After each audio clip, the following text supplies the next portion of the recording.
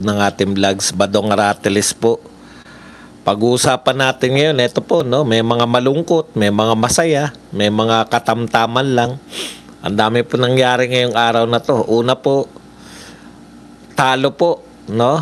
Yung apila ni Tatay Digong binasura po ng ICC yung kanyang apila for jurisdiction na magpapalaya sana kay Tatay Digong kung inaprobahan to ng ICC, pero sa kasawiang palad binasura ng ICC.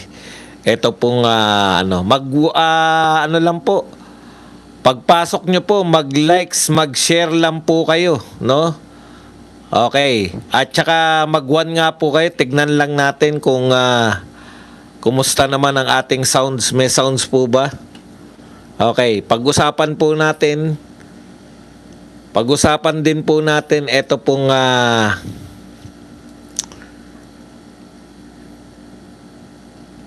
yung 10 days, binigyan po ng 10 days ng Supreme Court itong si BBM para magpaliwanag kung bakit o anong kanyang reaksyon. Sasubmit po siya na reaksyon dito po sa petisyon ng ni Bebot Alvarez na siya po ay sasubmit ng medical test kasama po yung hair follicle test. At syempre pa, ito po yung napakahaba po ng mga testimonya. May naganap po ba? Mayroon po ba napatunayan yung SALN, yung AMLAC, at saka mismo yung testimonya nito ni Sunny Antonio Trillanes hinggil po dito sa mga pagkakasala di umano ni BP Sara? Tingin po natin, lalo lamang po nilang napatunayan na wala talagang pagkakasala itong ating Vice President. Yan po mga pag-uusapan natin, pero bago yan, kung bago ka pa lang dito sa ating channel, mag-subscribe ka na. Dahil ito lang ang tanging channel na may kinikilingan, may pinapanigan. Una sa balita, huli sa impormasyon, kaya ano pang hinihintay nyo? Pindot na, okay. Unahin na po natin yung dapat mauna. Ang sarap magkape, mga kapatid. Ewan ko ba kung bakit parang ang sarap ng kape ngayon. Unahin na po natin tong kay Tatay Digong, no? Rejected po o binasura na naman ng ICC yung apila para po mapalaya na sana si Tatay Digong. Ang question po ng kampo ni Tatay Digong, yung jurisdiction.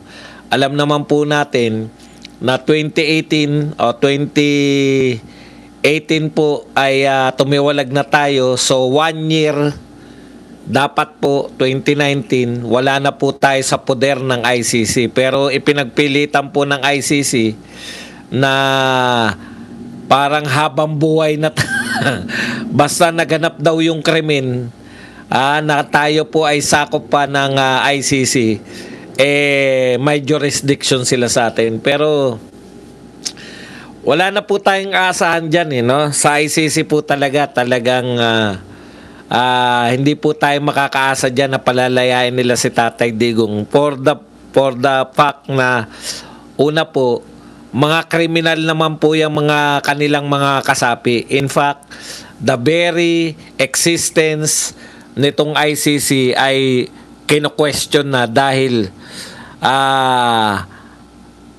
ginigipit sila ng United States sa pamumuno po ni Donald Trump, no? Talagang bubuwagin. Kumbaga, yung existence niya mismo talagang delikado na eh. Ano rin ang aasahan natin dyan sa mga ICC na mismo yung kanilang chief prosecutor ay manyakol.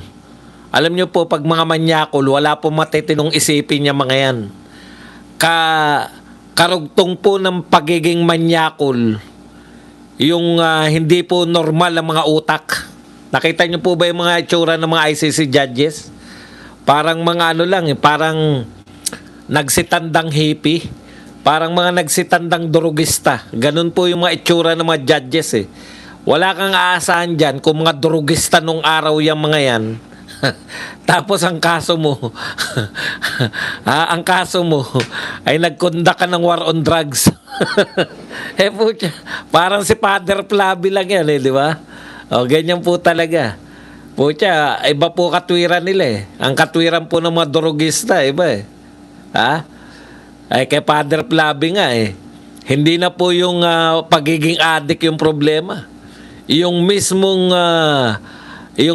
pagtutulak na ng droga ang pinangangatwiran ni Father Flavi na yan daw po ay pangkabuhayan. O, kita nyo na, pari pa yan ha. Eh paano pa itong mga mukhang durugistang judges ng ICC? Wala na po tayong aasahan dyan. Talagang ganyan. Pero ang pag-asa na lang natin dyan, pressure from United Nations. Eh paano tayo magpe-pressure? Eh yung gobyerno nga natin nagpakulong kay Tatay Digong. So lahat po ng kalutasan natin sa pagpapalit na po ng bagong Pangulo. Diyan na po yan. So yung tao natin dyan sa United Nations, ipipressure po yung United Nations. Yan lang po, diyan na lang po tayo magkakaroon ng pagkakataon kay Tatay Digong. Pero yung ICC, buo na po ang loob ng mga durugistang judges niyan. Na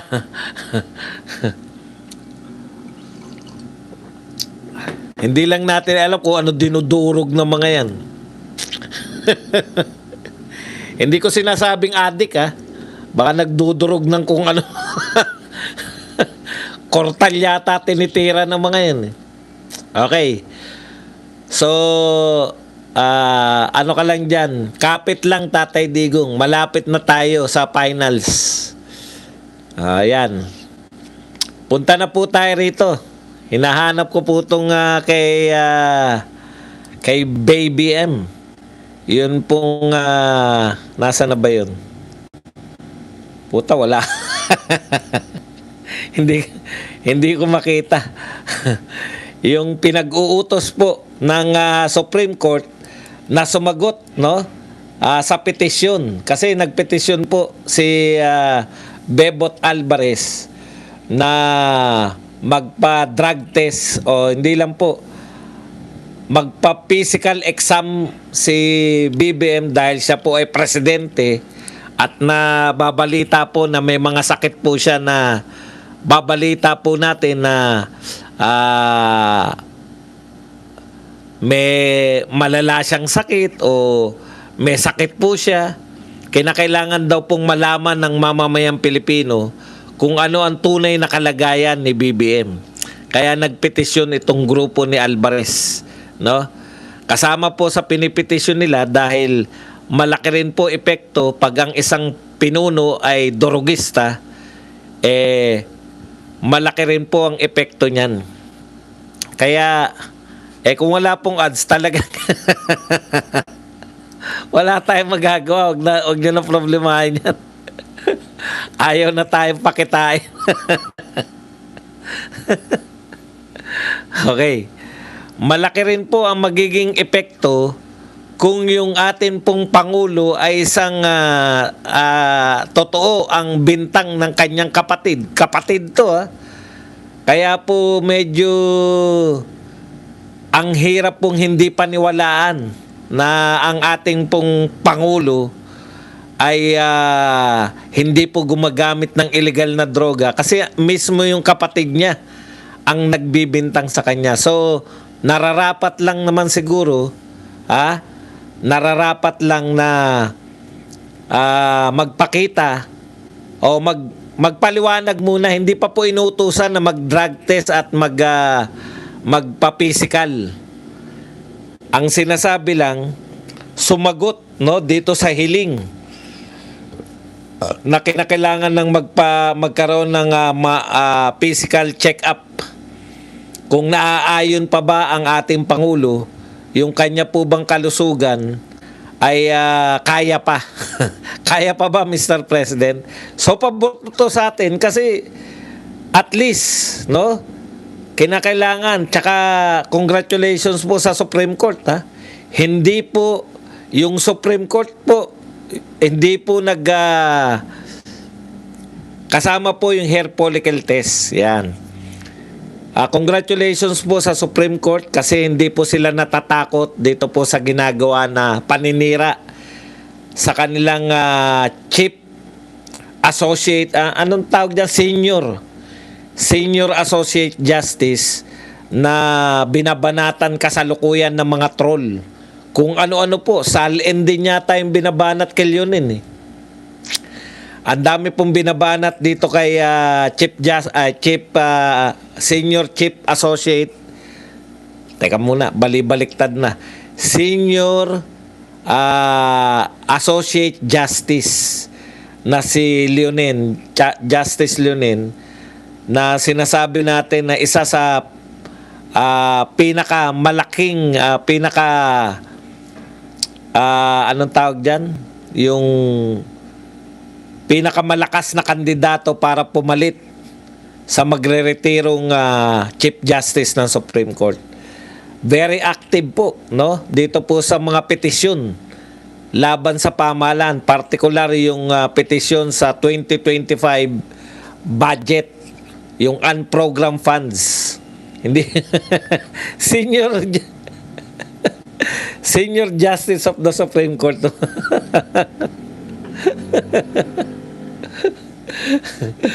Okay. Yan po ang good news na kahit papaano tumutugon yung Supreme Court. Sana tumugon na kayo rito na sa no? Sa petition po for habeas corpus kasi po pag may petition na ng habeas corpus, pag sinagot nila na illegal yung pagkakadakip kay Tatay Digong, malaki-laki na pong laban natin yan para madala yan sa United Nations. Makapagsumbong tayo rito sa United Nations dito sa pinagagawa nitong ICC na to. Okay. So, yan po yung mga kaganapan dyan. Olats tayo. Tapos dito naman kay BBM, mukhang okay naman, no? Yung tumutugon naman yung Supreme Court. Medyo may katagalan nga lang, siguro, dahil sa dami po ng kaso na nakaharap sa Supreme Court. Higop muna tayong kape. Mag-likes po kayo, ha? Likes and share po tayo.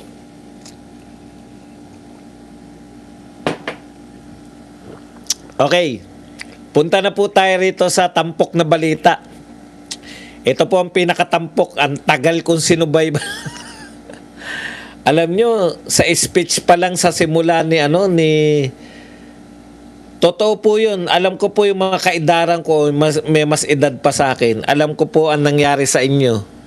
Kayo po ay medyo na high blood, di ba? Marami po sa atin na high blood sa speech. Sa speech pa lang po nito ni Luistro na high blood na tayo na talagang kitang-kita mo yung pagiging bias. At na high blood din tayo sa tagal na paulit-ulit na tanong scripted mula kay Chua sa asawa ni Barbers, tapos sinalang yung AMLAC. Napakatatagal po, hindi mo alam kung ano yung pinupunto, pero kailangan mong umalis muna sa sa high blood mo yung perspective mag-iinit talaga kayo, yun talaga yung purpose nila, mag-iinit tayong lahat pero kalaunan pag nahimasmasan ka, palipas ka lang ng ilang mga pagkatapos, marirealize mo, wala pala talaga silang maikakaso kay BP Sara. No? Paano yan badong yung salin? Ano po ba napatunayan ng salin? 'Di ba? Paulit-ulit po sila, 'di ba? Salin, meron lumalaki yung salin, 'di ba?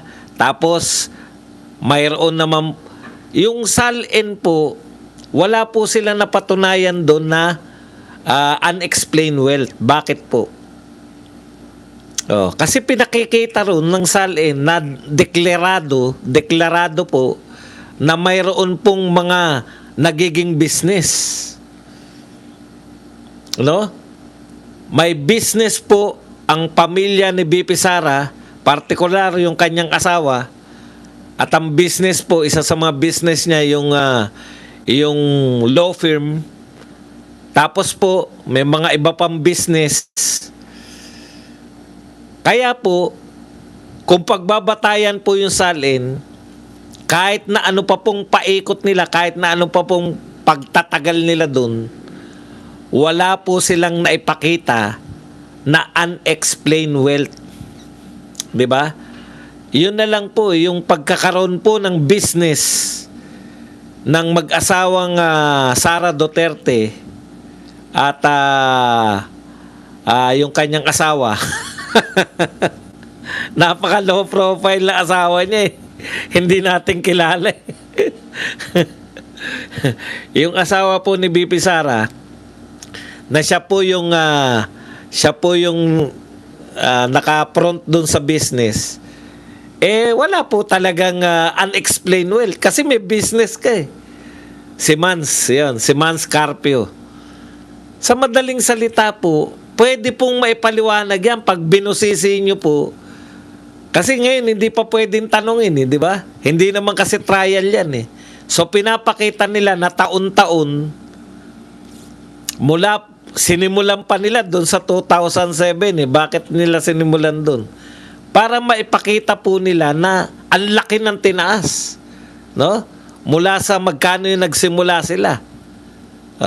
Ang problema nun, kung 2007, 2 dekada na yung nakakalipas. Imaginein po ninyo, yung 2 dekada na nun. Ibig sabihin, nung Vice President pa lang si Sara Duterte, milyonaryo na po sila. Ngayon, milyonaryo pa rin. Di ba? Ano po ba ang katakataka doon kung may negosyo ka? Masasabi nyo po lang po na may unexplained wealth kung lumaki po yung pera tapos umaasa lang si BP Sara sa sweldo niya bilang vice mayor, bilang mayor at ngayon ay bilang vice president. Hindi po ganun ang sitwasyon eh. Kaya po, patagalin man nila yung kwento dyan, no? Sa SALN na yan, wala po silang mapapatunayan na unexplained wealth.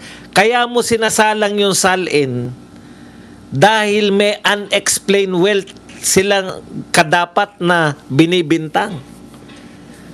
Tignan nyo po, yung sinasabi nila na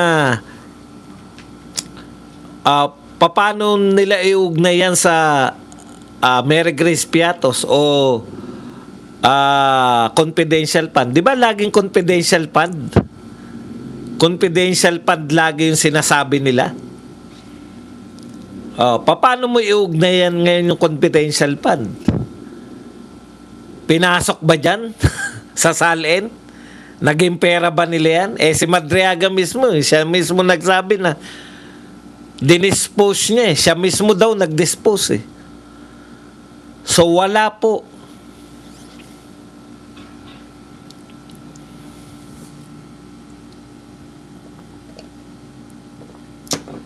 Wala pong, so gagamitin mo lang yung SALN to prove na mayroong unexplained wealth. Kung naging bilyonaryo sa BP Sara, wala naman siya negosyo, hindi niya ma-explain yun. Pagdating po niyang SALN, isalang niyo po yan sa korte. 'Di ba? Paano po kayo nagkaroon? Kinita po namin sa negosyo yan. Tapos. 'Di ba? Lahat po yan kayang ipaliwanag. Kung kayang ipaliwanag, hindi po yan unexplained wealth. Hindi po yan kaso. Wala pong kaso.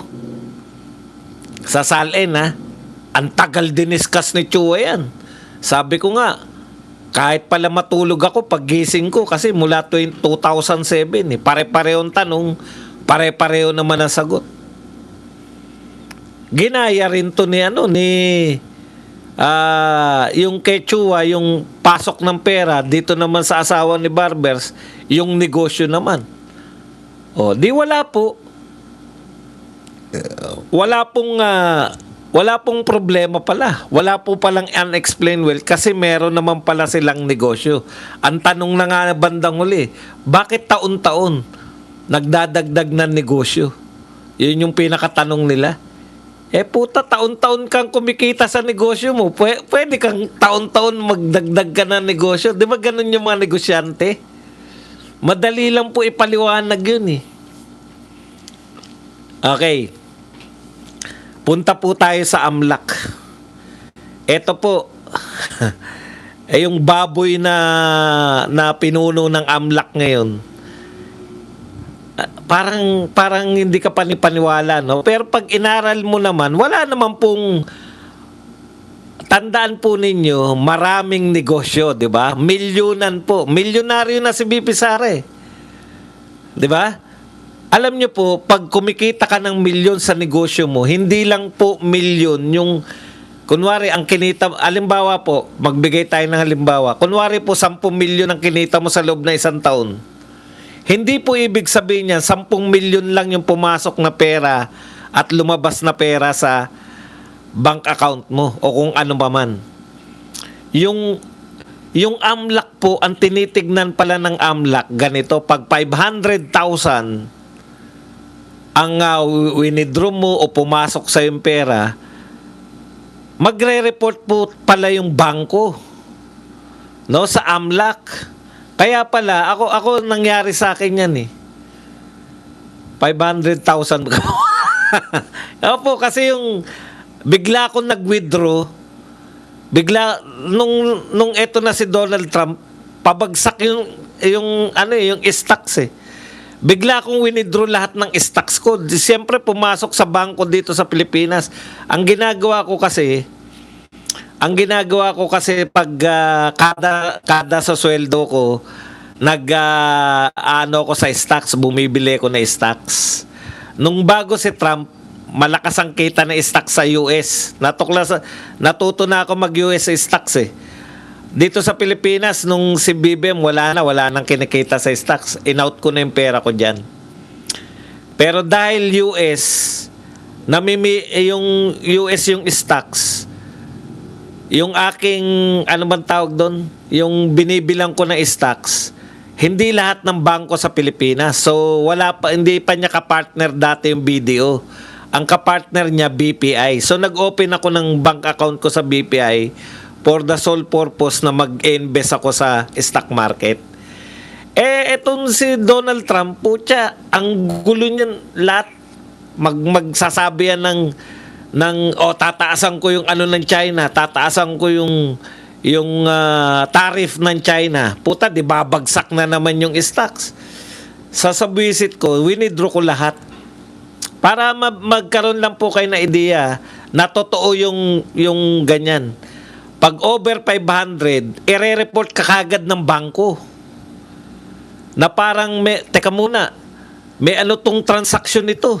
Kaduda-duda, di ba? Kasi bigla ka nagkaroon ng saan galing yun, pumasok yung pera. Tinawagan po ako ng bangko. Bakit po may perang pumasok sa inyo, 10 galing yan? US. Galing sa US eh. Sabi ko, stock po kasi ko, nag-stock market ako. Loko to si Trump. Binenta ko na stock ko. Ganun po ba? Kasi nagtaka kami bakit may bigla eh. May biglang pumasok na malaking pera galing sa ibang bansa. Normal po yan. Inire-report po ng bangko yan sa AMLAC. 500,000 sa negosyanteng milyonaryo. Sa akin minsan lang nangyari kasi minsan lang ako nag ano eh. Yun yung point ko doon. Marami pong transaksyon, pasok labas yan. Bibili ka. Ang sa mga legit na negosyante, hindi po sila nagmamale-maleta. 'Di ba? Bank transaction po lahat 'yan sa mga legit. Okay. Sa madaling salita mga kapatid, yung mga binigay ng bangko sa AMLAC, lahat po ng over na 500,000, ire-report po nila sa AMLAC. Minamalisyahan lang ng mga to eh. So 500,000, milyonaryo si BP Sara. 'Di ba? Benta, pasweldo. Ibig sabihin, inflow. Yan po yung pasok ng benta. Pero hindi ibig sabihin ng pasok ng benta, pera mo na yan. Kita mo na yan. Hindi po kita yan. Benta nga. Iba po yung kita sa benta. Kung halimbawa, sa madaling kwentahin, nakabenta ka ng 1,000, ang kita mo 200. Ganun po yun. Pero pumasok dun sa transaction yung 1,000. Tapos lalabas naman yung 800 dahil ipapamili mo na naman eh. Tapos papasok na naman 1,000. Labas-pasok lang yung pera, pero hindi ibig sabihin na bilyon yung transaksyon ng mga bangko nila BP Sara. Hindi po ibig sabihin nun na may bilyong pera sila BP Sara.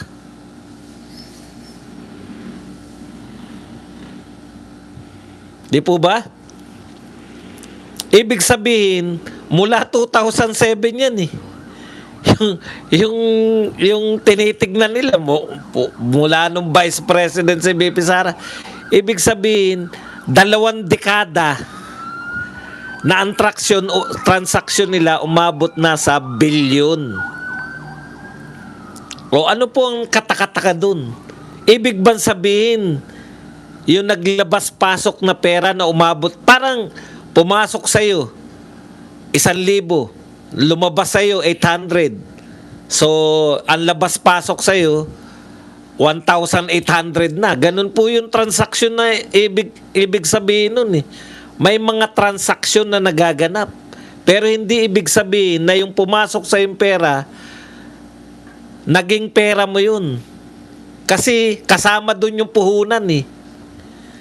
Pumapasok pa rin yung puhunan, ilalabas mo na naman yung puhunan, pasok puhunan, ilabas puhunan.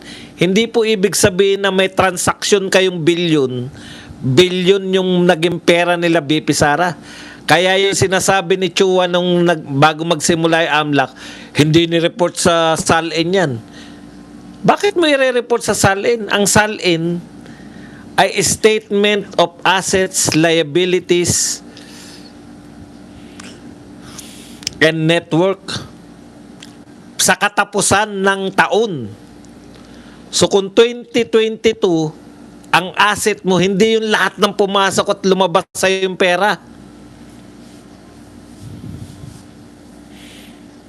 Di ba? Simple lang po yan.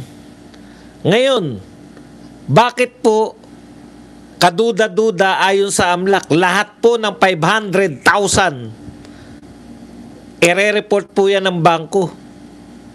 Ibig sabihin, kaduda-duda to, may pumasok sa kanyang pera. Malamang sa akin, hindi na nalagay sa AMLAC kasi tinanong ako ng bangko eh. Bakit po may pumasok sa inyo na malaking pera? Saan galing to?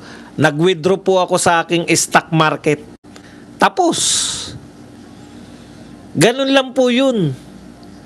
Hindi po ibig sabihin na nag-launder ako ng money.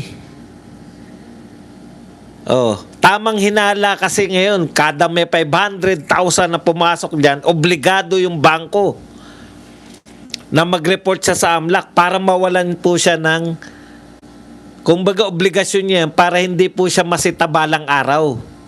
So lahat ng may tao, individual, na mayroong transaksyon na mahigit 500,000, ire-report niya kagad sa AMLAC. Ngayon, kung yan po, dahil legal po yung transaksyon ng mag-asawang Duterte, lahat po yan pasok sa bangko. Pasok-labas po yan sa bangko, magbabayad sa kanila. Kung nagbayad si Luistro, papasok yung bayad ni Luistro sa bangko. Dahil hindi pa bayad, dahil balasubas, di ba yung hindi nagbabayad, balasubas? Tapos pangangatawanan na lang.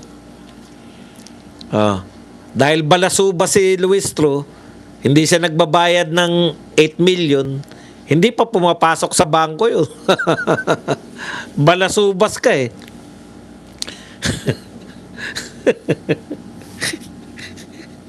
Kaya ano po ang kaso dun?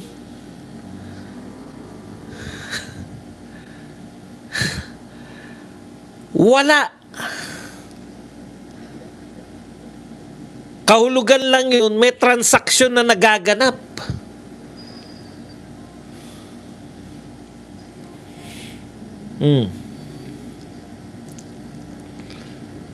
Kaya hindi po nila yan masasabi na magnanakaw si BP Sara. Eto pa, paano nyo natiyak? Ano na natin ha? Sama na natin si Trillanes. Halimbawa, sinasabi ni Trillanes, eto, merong pumasok kay...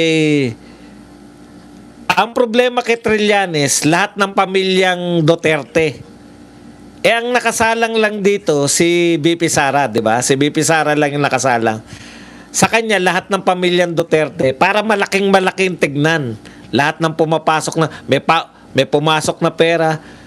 Pinakinggan ko pa, may pumasok na pera. May pumasok na pera kay Katie. May pumasok, pati kay Katie.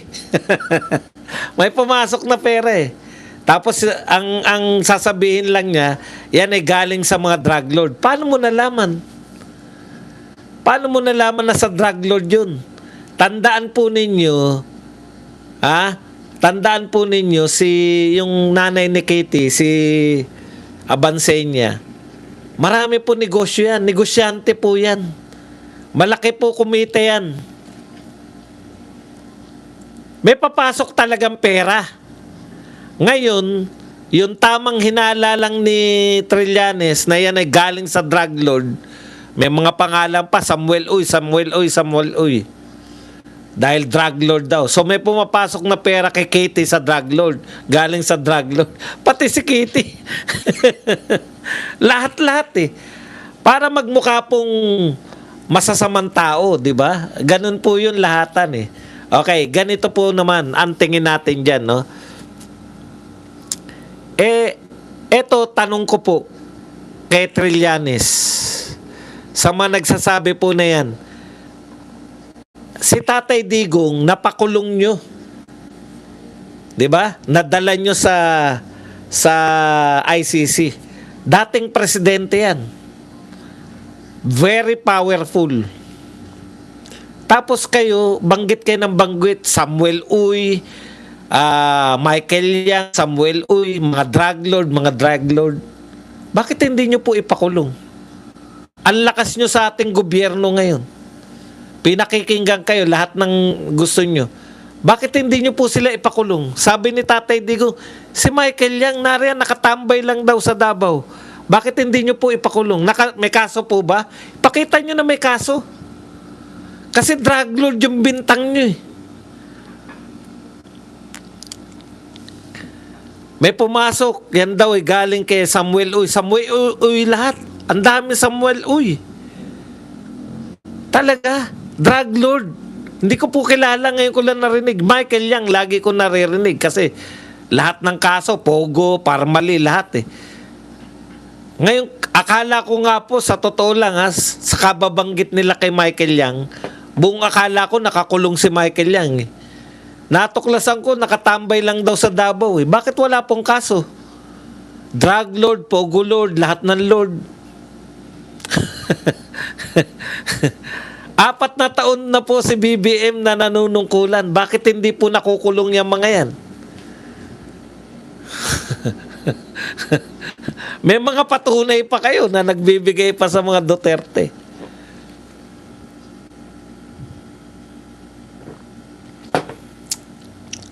Okay, isa pa po.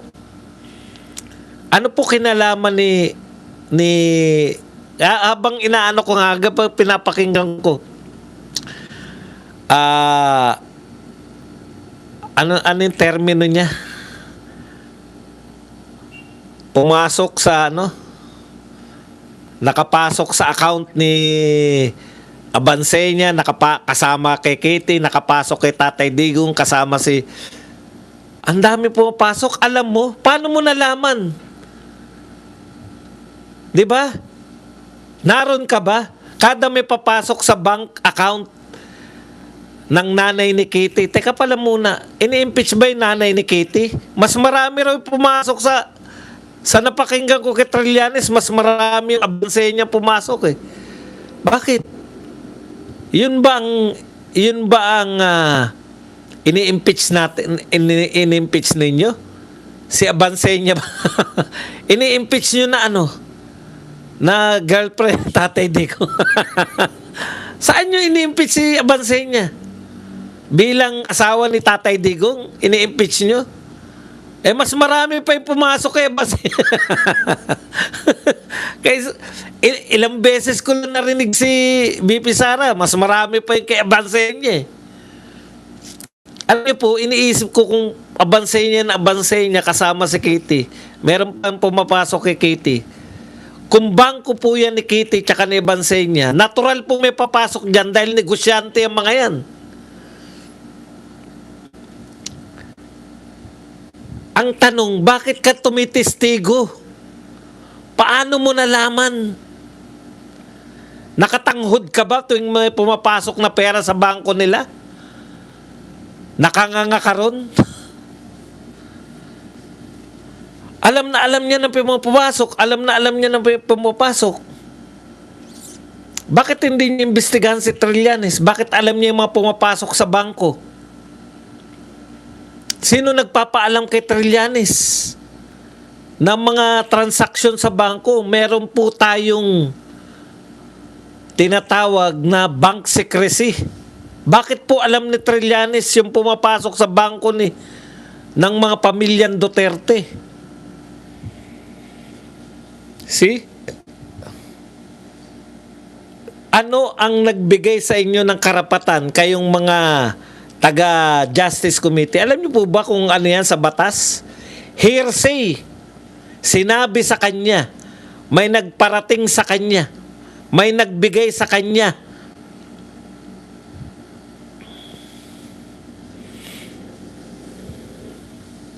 May nagbigay sa iyo ng impormasyon.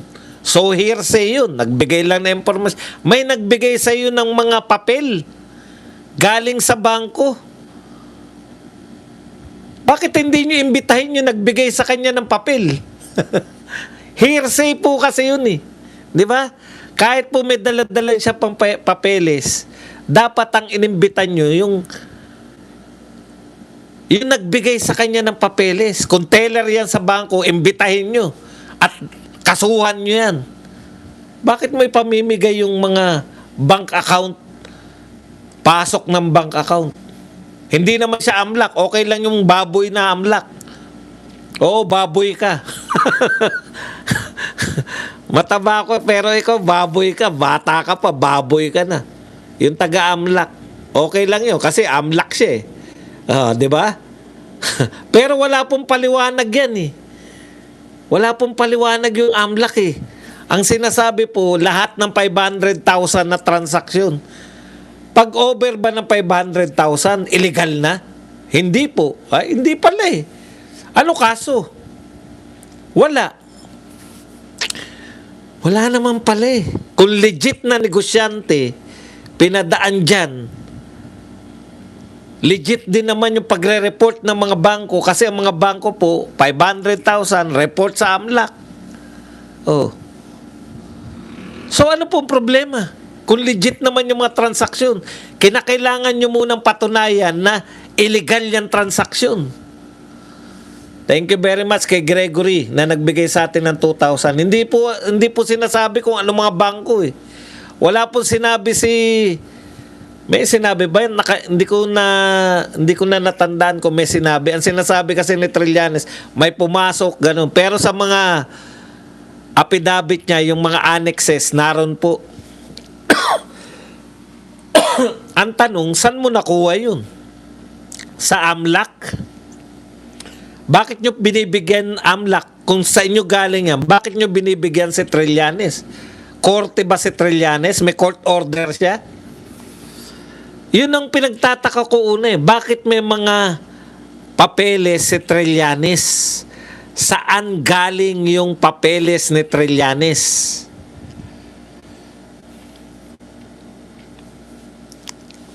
Kung hindi yan sa bangko at hindi yan sa AMLAC,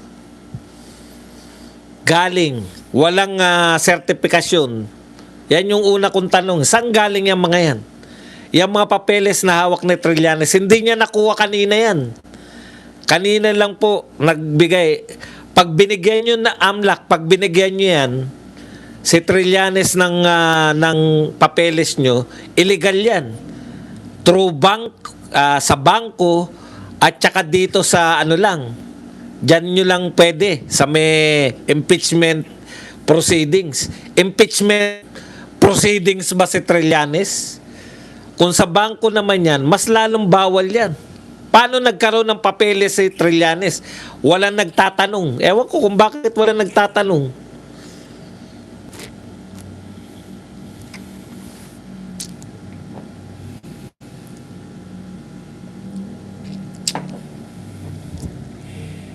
Okay.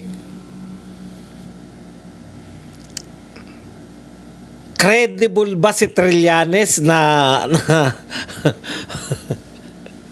alam nyo, ituloy nyo yan, dalhin nyo si Trillanes sa Senado.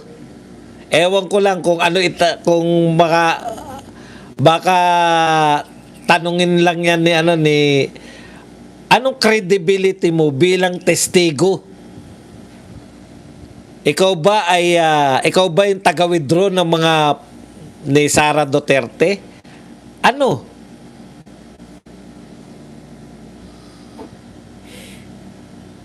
Yun eh. Kaya po, kung si Trillanes po, kung kay Trillanes po, pareho sila ng AMLAC, katulad ng gustong palabasin ng tanong ni Dilima, meron po ako ritong 5. Tignan po natin kung pareho. Kung pareho sila ng AMLAC, lalo po ninyong dinidiin yung sarili. Hindi po susi si Trillanes. Si Trillanes po ang magpapabagsak ng inyong kaso kay BP Sara. Bakit? Hindi ka ano-ano ni BP Sara, walang kinalaman sa paano niya malalaman yung record. May naganap po dyan sa pagkakuha niya ng record, kinakailangan po maging malinaw po yan bakit siya may record. Kung pareho po, hindi ko na nasubaybayan dahil inabangan ko na yung kay Tatay Digong eh. Kung pareho po yung nilalaman ng mga papeles ni Trillanes at saka ng AMLAC, bakit nagkaroon siya ng papeles mula sa AMLAC? Tandaan po ninyo, lahat po ng mga papeles galing sa bangko, court order lang or impeachment. Hindi na po korte si Trillanes eh. Mas lalo po siyang walang kinalaman sa impeachment. Bakit po siya may mga bank record o kung ano pa yung record niya? Dapat magpaliwanag yung AMLAC. Bakit nagkaroon ng mga papeles si Trillanes at pareho ng papeles ninyo?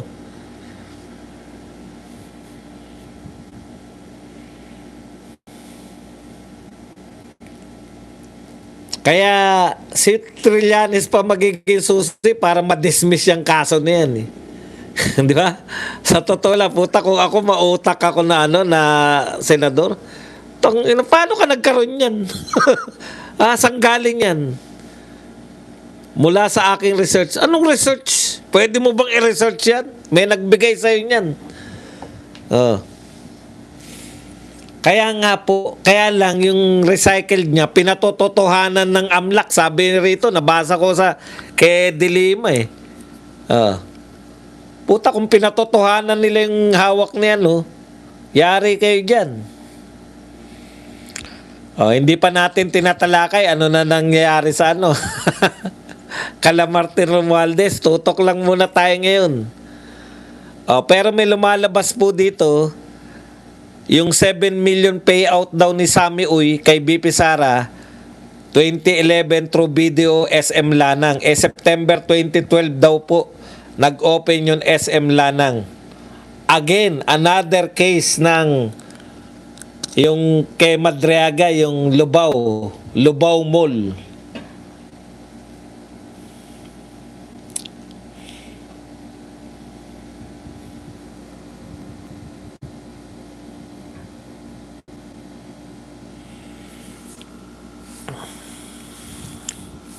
Kaya itong mga to, kala nyo na natutuwa. At least alam na namin. Alam na ng kampo ni BP Sara. Ano yung mga ebidensya nyo na. Mga obobs din eh. Ang purpose lang kasi nila, ang purpose lang kasi nila, magtotohanan tayo. Ang purpose po nila, makapanira. Wala po kayong masisira. Una, hindi kayo naintindihan. Wala naman nakakaintindi sa sinasabi nyo eh. 'Di ba? Marami po nahihilo lang. Putang ina, ayoko na manood. Sabihin ng mga tao. Paulit-ulit yung tanong, ano po nakalagay rito? Magkano po pera nila noong 2007? Oh, meron po bang nakalagay na cash? Zero po. Ulitin nyo nga po, zero po ba? O sa 2008, meron po ba, magkano po? Tama po ba na puta, paulit-ulit, di ba? Ang problema nila, hindi sila marunong makipag-usap sa tao. Kaya sila, nasiraan na natin. Utot nyo. Sabay makikinig kayong sa katulad ni Badong. Wala sila napatunayan. Katulad nun SM Lanang, puta, wala pa palang SM Lanang nun. Galing sa SM Lanang, wala pa raw SM Lanang noong 2011. Paano kung magkakaroon? 2012 daw yung SM Lanang. Ngayon, mahirap po no? Totoo pong may pumapasok ng mga pera dyan po sa mga bank account ng mga Duterte. Pero yan po ba ay galing sa mga drug lords? Tanong, hinuli nyo ba yung sinasabi nyong drug lords o kinasuhan nyo ba man lang? Si Michael Yang, si Sammy Uy? Hindi naman kapanipaniwala na hindi nyo kayang kasuhan yung drug lords samantalang yung dating presidente napakulong nyo sa ibang bansa. Hindi po ba? Para maging kapanipaniwala naman. Sana man lang na napahuli nyo yung mga sinasabi nyo nagbibigay ng pera. Tapos ano kinalaman kung nagbigay sila noon ng mayor pa si BP Sara? Para saan? Wala lang. Oh, mahilig pa Eddie Wow. Kala niya uso pa yun eh. Chua. Dito sa Pilipinas, maski sayaw, maski ano, swerte nang tumagal ng 2 buwan. Yung Eddie Wow mo, sa wow mali pa. Sarado na yung wow mali, may Eddie Wow ka pa.